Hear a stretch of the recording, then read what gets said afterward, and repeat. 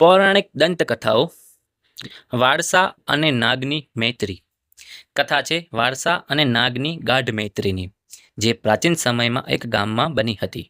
આ કથા મૈત્રી, સન્માન અને વિશ્વાસ મહત્વની વાત કરે છે અને એ દર્શાવે છે કે વાસ્તવિક મૈત્રી સ્નેહ અને નિષ્ઠા પર આધાર રાખે છે, ભલે તે કોઈ પણ જીવજડિત હોય. ગામમાં વારસા નામનો એક ખેડૂત રહેતો હતો. તે સાધારણ જીવન જીવીને પોતાના ખેતરમાં મહેનત કરી પોતાના કુટુંબનું ગુજરાન ચલાવતો હતો.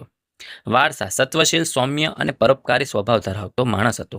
લોકોમાં તેની નમ્રતા અને કર્મઠતાને લઈને ખૂબ માન હતું. ખેતરમાં કાર્ય કરતા કરતા તે પ્રકૃતિ અને તમામ જીવજંતુઓને પોતાની ગાડી મૈત્રીપૂર્વક માનતો.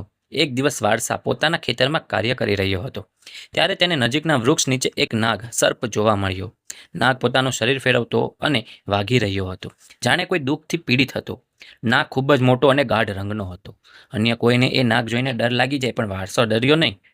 તે સમજતો હતો કે દરેક જીવ પ્રકૃતિનો ભાગ છે અને જો કોઈ દુઃખમાં હોય તો તેની મદદ કરવી જોઈએ. વારસા નજીક ગયો અને જોયું કે નાગના શરીર પર કાંટો ખૂંચી ગયો હતો, જે તેના માટે અસહ્ય પીડા આપી રહ્યો હતો. વારસાએ ધીરજ રાખી નાગને કહેલું, ભય ના રાખ, હું તને મદદ કરીશ. વારસાએ નાગના શરીરમાં ફસાયેલો કાંટો કાળજીપૂર્વક કાઢી નાખ્યો. નાગ પીડામાંથી મુક્ત થયો અને વારસાની તરફ આપત્તિના જ નજરથી જોવા લાગ્યો, જાણે કૃતજ્ઞતા દર્શાવી રહ્યો હોય. આ રીતે નાગ અને વારસા વચ્ચેની મૈત્રીની શરૂઆત થઈ. નાગ રોજ ખેતરની નજીક આવીને વારસાને મળતો અને તેમની વચ્ચે એક અનોખી સમજૂતી અને મૈત્રી બંધાઈ ગઈ.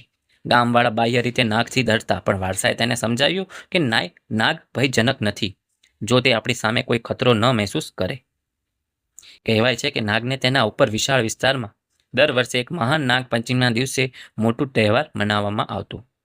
જેમ નાગ જાતના તમામ સર્પો એકત્ર થતા, નાગે વારસાને તે દિવસે આમંત્રણ આપ્યું અને વારસા તે મેળામાં હાજર રહ્યો.